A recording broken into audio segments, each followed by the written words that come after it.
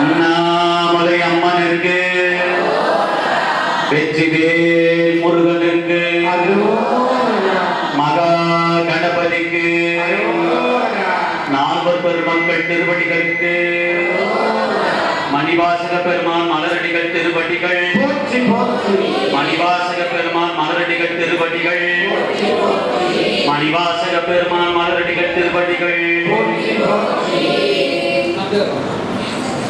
திருச்சிற்றம்பலம்.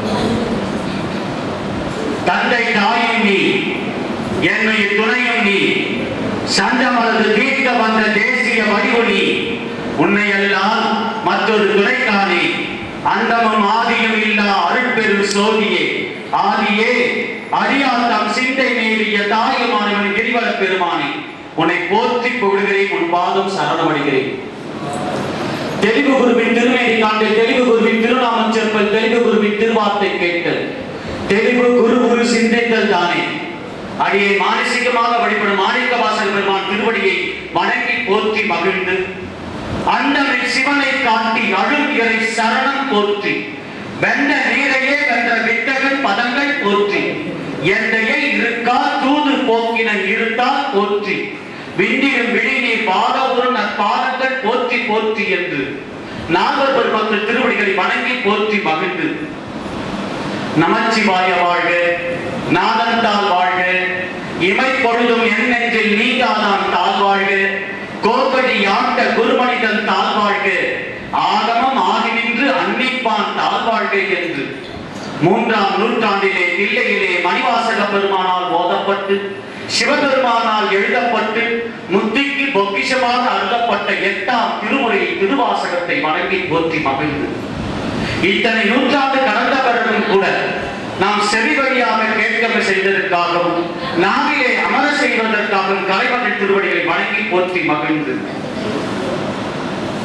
எங்கள் திருத்தலத்தினுடைய அண்ணாமலையார் உண்ணாமலையுடைய திருவடிகளையும் வணங்கி போற்றி மகிழ்ந்து, எல்லாம் வல்ல அண்ணாமலையார் உண்ணாமலையினுடைய கருணையோடு மணிவாசக பெருமானுடைய தனிப்பெரும் கருணையினாலே இந்த இனிய காலை வேளையிலே இந்த அருப்புக்கோட்டையிலே உங்களை எல்லோரும் அண்ணாமலையார் உண்ணாமலையினுடைய கருணையோடு மணிவாசக பெருமானுடைய கட்டளைக்கு இணங்கே இங்கே சந்திக்க வைத்ததற்காக இங்கே சூழ்ந்திருக்கக்கூடிய உங்கள் அத்தனை பேருடைய திருவடிகளை வணங்கி போற்றி மகிழ்ந்து, இந்த அருமையான ஒரு வாய்ப்பை ஏற்படுத்திய உங்கள் ஊரை சேர்ந்த என்னுடைய சகோதரியாக உடன்படவா சகோதரியாக இருக்கக்கூடிய தாமரை அம்மா அவர்களை இந்த வாய்ப்புக்கு நன்றி தன்னை தெரிவித்து, அண்ணாமலையிலிருந்து என்னோடு பயணித்து வந்திருக்கக்கூடிய திருவண்ணாமலை திருப்பெருந்துறை அடியார்களையும் வணங்கி போற்றி மகிழ்ந்து, இந்த நிகழ்ச்சிக்கெல்லாம் முத்தாய்வாக நமக்கு குருவாக வீட்டிலிருந்து எல்லோரையும் அரவணைத்து சென்று இந்த நிகழ்ச்சிக்கு முழுமையாக தன்னுடைய முதுகிலே சுமந்து கொண்டு அருமையாக இத்தனை வயது கடந்த பிறகு கூட நேற்று இரவு 10-11 மணி வரை என்னோடு உரையாடி இன்று மீண்டும் காலையிலே வந்து இந்த நிகழ்ச்சியை தலைமை ஏற்று வந்திருக்கும் உங்கள் அத்தனை பேர் குருவான ஐயா அவர்கள் திருவடிகளை வணங்கி போற்றி மகிழ்ந்து, இன்று ஒரு அற்புதமான நாள் இந்த அருப்புக்கோட்டை நகரத்திலே. இன்று 3 பேருக்கு பிறந்த நாள் வேற. அந்த 3 பிறந்த நாள் கொண்டாடக்கூடிய ஆத்மாக்களை அண்ணாமலையார் உண்ணாமலையினுடைய கருணையோடு அவர்கள் வாழ்க வாழ்க வாழ்க பல்லாண்டு வாழ வேண்டும் என்று நாம் அடியார்கள் அத்தனை பேர் சார்பாகவும் அவர்களை வாழ்த்தி வணங்குவோம். அதில் அண்ணாமலையிலிருந்து வந்திருக்கக்கூடிய என்னுடைய உடன்பிறவா சகோதரி சாந்தினி தேவியினுடைய இன்று அவதரித்த நாள், அதே போல மீனாம்பேட்டர் சிவா என்று அவருடைய அவதரித்த நாள், இந்த மண்டபத்தினுடைய மகன் அவருக்கும் இன்று பிறந்த நாள் என்று சொன்னார்கள். அவருடைய பிறந்த நாளில் இறைவன் எப்படியெல்லாம் இந்த நிகழ்ச்சியை கூட்டி அவர் எங்கேயாவது சென்று தன் நண்பர்களோடு இந்த ஆங்கில புத்தாண்டை கொண்டாடுவது போல கேக் வெட்டி மகிழ்வதை கொண்டாடுகிற காட்டிலும் அடியார்களோடு இன்று கொண்டாடி அடியார்கள் வாழ்க்கையும் அடியார்கள் பிரார்த்தனையும் இன்று அந்த மகனுக்கு கிடைத்திருக்கிறது என்று சொன்னால் இது அண்ணாமலையார் கொடுத்த மிகப்பெரிய வரப்பிரசாதம். அவரும் பல்லாண்டு பல்லாண்டு வாழ வேண்டும் என்று சொல்லி அம்மா அவர்கள் அழைத்தார்கள். ஐயா ரொம்ப நாளா கூப்பிட்டே இருந்தாங்க, ஐயா நீங்க ஒரு நாளைக்கு எங்க ஊருக்கு வரணும் வரணும் என்று சொல்லிக்கொண்டே இருந்தார்கள். இன்றுதான் அந்த திருநாளாக அமைந்தது மணிவாசக பெருமானுடைய கருணையினாலே. 10 மணிக்கு நிகழ்வு என்று பத்திரிகையில போட்டிருக்கிறோம். ஆனால் கிட்டத்தட்ட சாப்பாடு கொடுக்கக்கூடிய நேரத்திற்கு நம்ம வந்து தள்ளப்பட்டிருக்கிறோம்.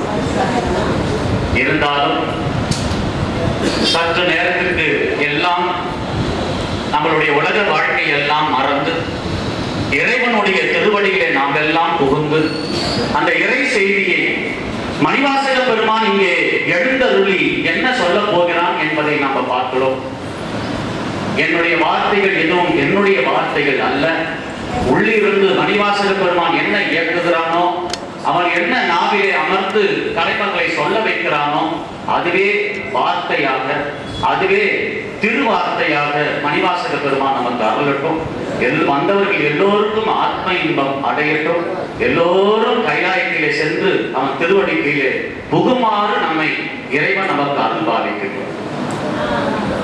மணிவாசக பெருமானால் அருளப்பட்டு சிவபெருமானால் எழுதப்பட்டு 3ஆம் நூற்றாண்டிலே தில்லையிலே கொடுக்கப்பட்ட திருவாசகம் இன்று நம்ம பார்க்க போகிறது. திருவாசகத்தினுடைய சிறப்புகளும் திருவாசக பதிகத்தில் ஒரு பதிகமாக இருக்கக்கூடிய 45வது பதிகமாக இருக்கக்கூடிய யாத்திரை 10 என்ற பதிகத்தினுடைய முழு சாரத்தையும் தான் இன்று நாம் எல்லாம் பார்க்க போகிறோம். திருவாசகம், மணிவாசகர். திருவாசகமும் மணிவாசகருக்கும் என்ன சிறப்பு? மணிவாசக பெருந்தகை திருப்பெருந்துறை என்று சொல்லக்கூடிய ஆவணியா திருத்தங்களிலே வந்தது சிறப்பு. அவரை வரவைத்தது சிவபெருமான். அங்கே வந்த பிறகு அவர் முப்பெரும் தீட்சையை அருளி அந்த ஆத்ம இன்பத்தை ஒரு கண பொழுதில் வாரி வாரி வழங்கினார். மணிவாசக பெருந்தகையோ அந்த இறை அனுபவத்தை, அந்த சிவா அனுபவத்தை, அந்த கருணையை, அந்த ஆத்ம இன்பத்தை வாரி வாரி மென்ன முழுங்காமல் வாரி வாரி முழுங்குமாறு செய்தான்.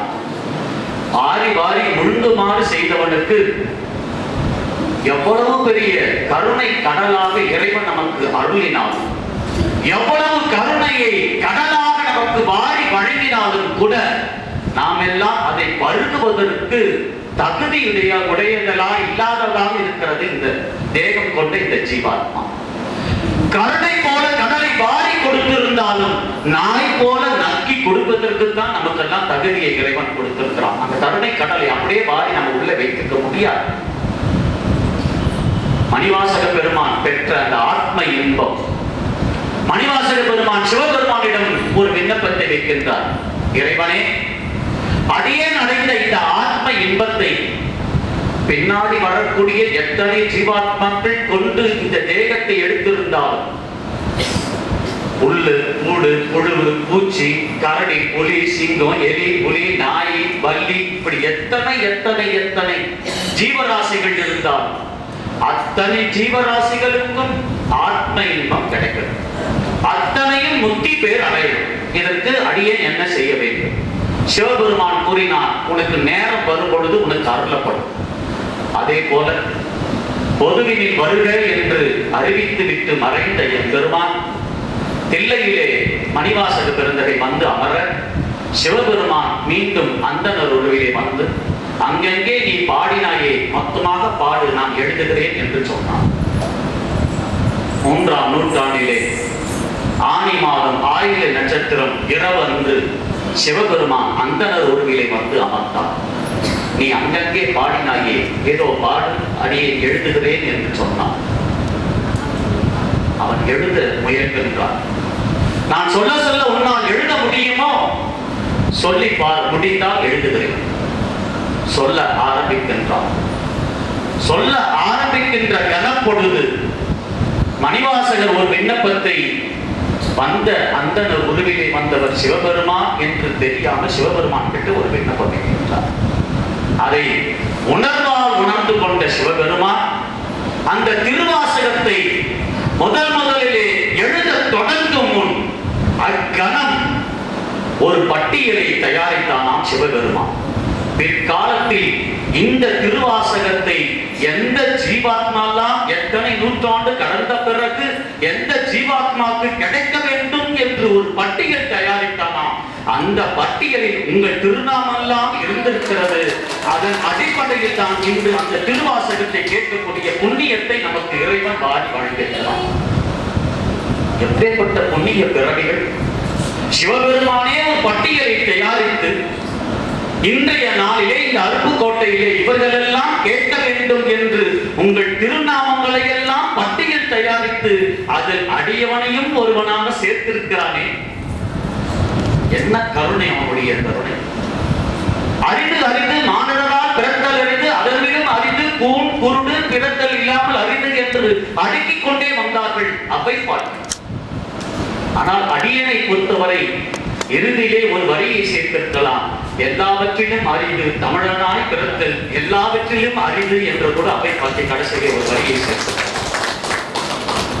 அதனிடம் அறிந்து அடியாரால் பிறத்தல் அறிந்து அதனிடம் அறிந்து திருவாசகத்தை தொட்டு பார்ப்பது அதனிடம் அறிந்து அப்படிப்பட்ட பிறவியை நாம் எடுத்துக் கொண்டிருக்கிறோம்.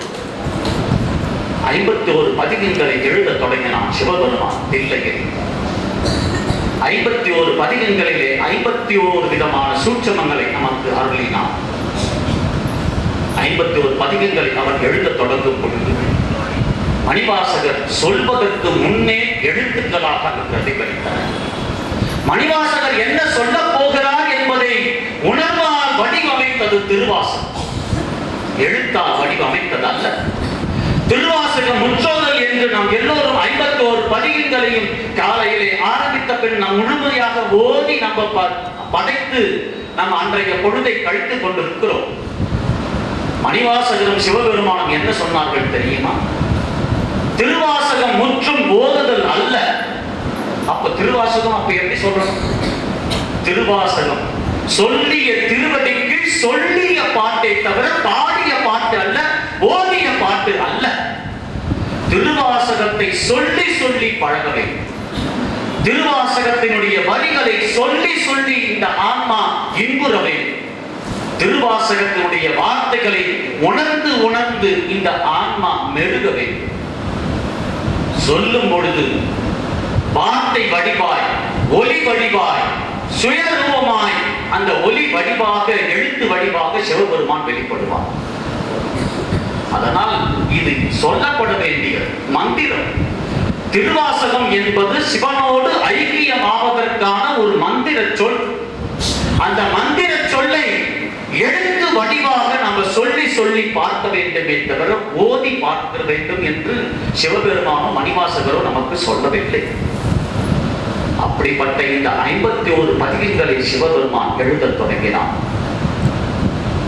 அச்சப்பத்து, அண்டை பகுதி, அடைக்கல் பத்து, அதிசய பத்து, அம்மானை, அருள் பத்து, அற்புத பத்து, அன்னை பத்து, ஆசை பத்து, ஆனந்தமாலை, உண்டியார், உயிரின பத்து, எண்ணப்பத்திகம், எம்பாவா, ஏசரவு, கண்டப்பத்து, கழ்குன்ற பத்திகம், கீர்த்தி திருப்பதி, குயிர் பத்து, குலா பத்து, குடைத்த பத்து, கோத்துள்ளி, கோயில் திருப்பதிகம், கோயில் மூத்த திருப்பதிகம், சதகம், சாழல், சிவபுராணம், செத்திலா பத்து, சென்னி பத்து, தசாங்கம், தெல்லுணம், தோணக்கம், நீத்தல் விண்ணப்பம், படையாட்சி, படையெழுச்சி, பண்டாய நகரி, பள்ளி எழுச்சி, பாண்டி பதிகம், பிடித்த பத்து, பிரார்த்தனை பத்து, புணர்ச்சி பத்து, புலம்பல், பூவிரலி, பொச்சுண்ணம், பொன்னுஞ்சல், போட்டி திருவல், யாத்திரை பத்து, வார்த்தை, வாழா பத்து, திருவன்பா என்று சொல்லக்கூடிய 51 பதிகங்களை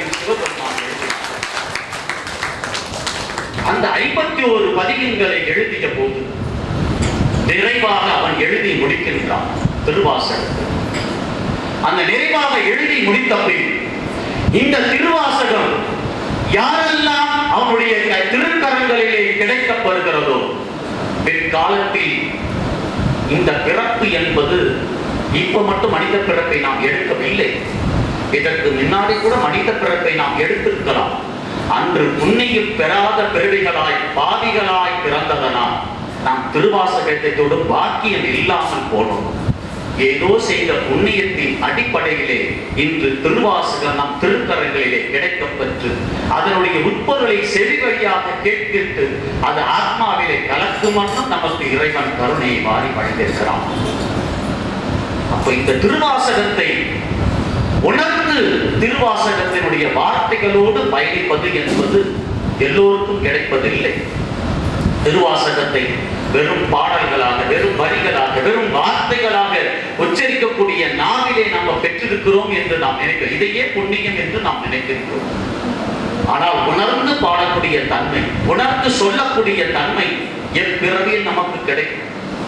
உணர்ந்து நீ சொல்லக்கூடிய ஆரம்பித்தால் உன்னுடைய உணர்வுகள் ஆன்மாவிலே கலந்து அது முழுக்க முழுக்க தேகத்தை நினைத்து நினைத்து உருகி உருகி மனம் கசிந்து கண்ணீர் மல்கக்கூடிய தன்மையை இந்த ஜீவாத்மா இந்த தேகத்தை அடைய வேண்டும்.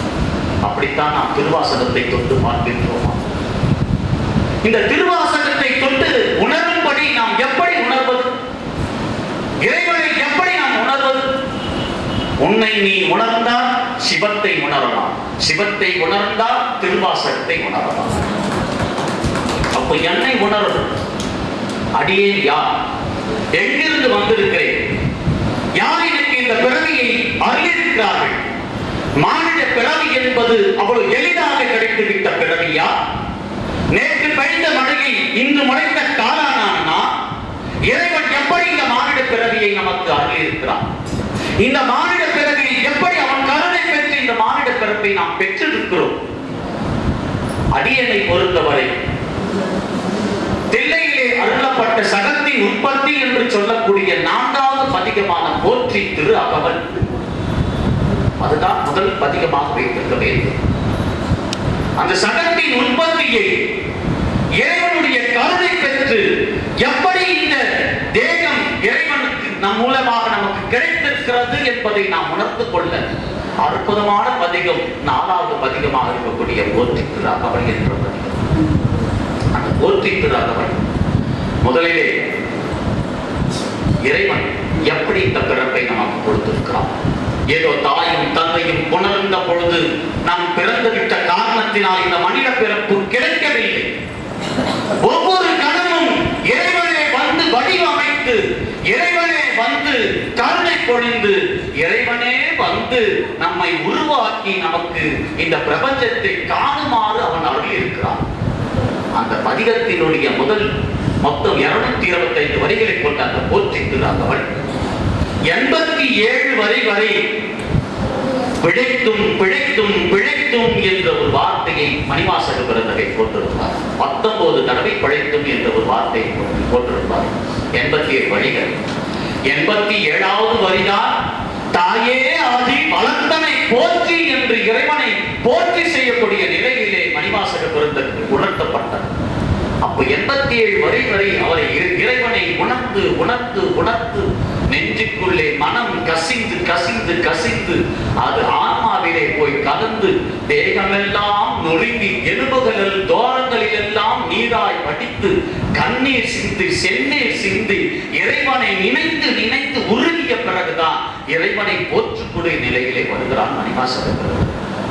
நாமெல்லாம் எடுத்த எடுப்பிலே அண்ணாமலையும் அண்ணா போற்றி என்றால் கண்ணார் முதல் கடலே போற்றி என்று உடனே நாம் நாவிலே சொல்லிவிடுகிறோம். மணிவாசகருக்கு 87 வரிகள் தேவைப்பட்டது இறைவனை போற்றி செய்வது. எவ்வளவு உணர்ந்திருக்க வேண்டும், எவ்வளவு அவர் உருகி இருக்க வேண்டும், எவ்வளவு அவர் மனம் கசிந்திருக்க வேண்டும். அந்த 25 வரிகளை மணிவாசகர் என்ன நமக்கு உணர்த்துகிறார் என்பதை திண்டுக்கல்லிலிருந்து வந்திருக்கக்கூடிய திருநங்கை ஷாலினி அம்மா அவர்கள் போற்றி திரு அகவலுடைய 25 வரிகளை போல அதனுடைய முழு சாரத்தை அடியே இங்கே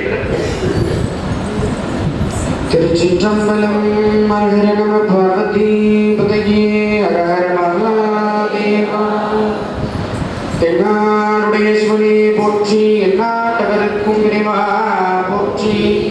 அண்ணாமலையும் அண்ணா போற்றி, கண்ணார் முதற்கடலே போற்றி, காமாய் கனக திரளே போற்றி, கைலை மலையானே போற்றி போற்றி. எம்பெருமான் மாணிக்க வாசக பெருமான் மலரடிகள் போற்றி போற்றி. நான் மூங்கன் மூதலானவர் தொழுதெல ஈரடியாலே மூலந்து நாட்டிசை முனிவரும் ஐம்புலர் மலர போற்றிசை கதிர் முடித்தீது நெடுமாலன்று அடிமுடி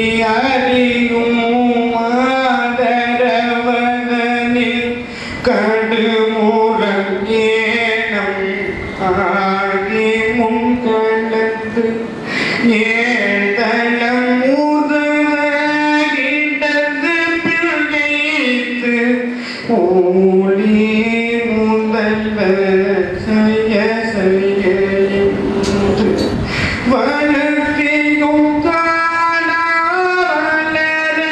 காணாவலரடியினைகள் வலுத்துதற்கு எளிதாய் வார்கடல் உலகிலே யானை முதலாய தும்பீராய ஊனமில் நோனியின் உள்வினை பிழைத்தும் மானுட பிறப்பினுள் மாறா உதரத்து ஈனமில் கிரும்பி செருவினில் பிழைத்தும் ஒரு மதித்தாரியில் எருமையில் பிழைத்தும் இருமதி விளைவில் ஒருமையில் பிழைத்தும் உன்மதி தன்னுள்ளம் மதம் பிழைத்தும் ஈரிரு